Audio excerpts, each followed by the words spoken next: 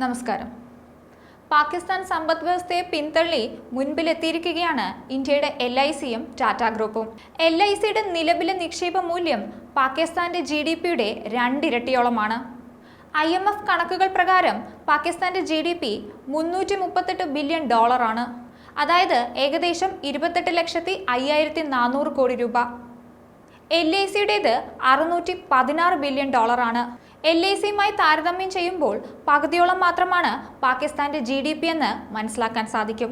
2024 സാമ്പത്തിക വർഷത്തിൽ LIC 40,676 കോടി രൂപ ലാഭം നേടിയിരുന്നു.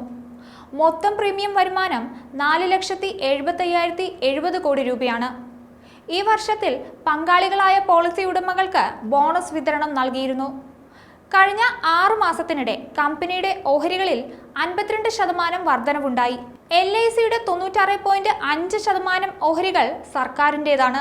ശ്രീലങ്കയിലും നേപ്പാളിലും GDP ഇതിലും കുറവാണ്.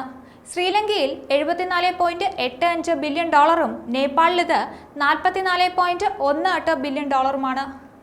LIC മാത്രമല്ല പാകിസ്ഥാനെ പിന്നിലാക്കിയത്. നേരത്തെ തന്നെ ഇന്ത്യയുടെ ടാറ്റ ഗ്രൂപ്പും ഇതേ നേട്ടം സ്വന്തമാക്കിയിരുന്നു.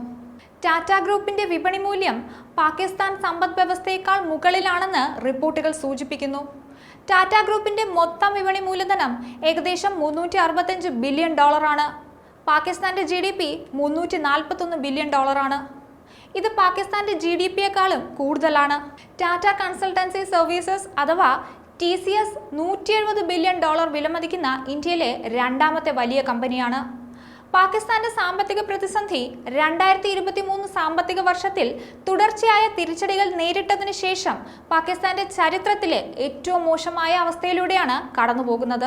ഇന്ത്യയുടെ അഭിമാന സ്ഥാപനമായ ടാറ്റയുടെ മൊത്തം വിപണി മൂല്യത്തിന്റെ അത്ര പോലും പാകിസ്ഥാന്റെ സമ്പദ് വ്യവസ്ഥ ഇല്ല എന്ന് കണക്കുകൾ വ്യക്തമാക്കുന്നുണ്ട്. ടാറ്റ ഗ്രൂപ്പിന്റെ 25ഓളം കമ്പനി ഓഹരികൾ വിപണിയിൽ ലിസ്റ്റ് ചെയ്തിട്ടുണ്ട്.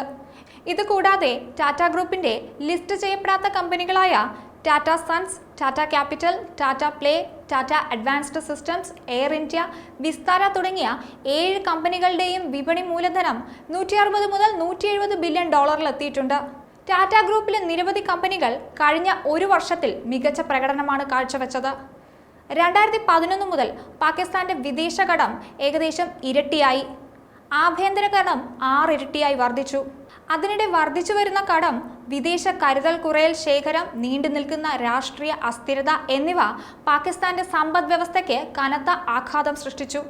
കയറ്റുമതിയിലൂടെ രാജ്യത്തിന് ലഭിക്കുന്ന വാർഷിക വിദേശ നാണ്യം ഇറക്കുമതി ചെലവിന് പര്യാപ്തമല്ല. ആഭ്യന്തര പ്രശ്നങ്ങൾ 2024 കയറ്റുമതി വരുമാനം വർദ്ധിപ്പിക്കുന്നതിന് തടസ്സമാകും.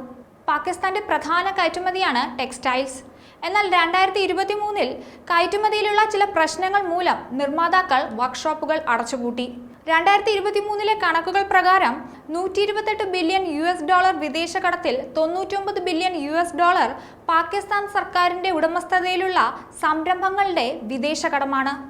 ഇതിൽ ലോകബാങ്കും ഏഷ്യൻ ഡെവലപ്മെന്റ് ബാങ്കും ഉൾപ്പെടെയുള്ള ബഹുരാഷ്ട്ര സ്ഥാപനങ്ങൾക്ക് $37.1 ബില്യൺ ആണ് സർക്കാർ നൽകാനുള്ളത്. ആഗോള സാമ്പത്തിക മാന്ദ്യത്തിനിടയിലും ഇന്ത്യ മുന്നേറ്റം തുടരുകയാണ്. ആഗോള പ്രശ്നങ്ങളിൽ ഇന്ത്യ തളരില്ലെന്നാണ് അന്താരാഷ്ട്ര നാണയനിധിയും ലോകബാങ്കുമൊക്കെ പറയുന്നത്. ഇന്ത്യയുടെ LICയോടും ടാറ്റയോടും പോലും മത്സരിക്കാൻ കഴിവില്ലാത്ത പാകിസ്ഥാനാണ് ഇന്ത്യയോട് കലഹിക്കാൻ വരുന്നത്. ന്യൂസ് ഡെസ്ക് ഈനാട് മലയാളം.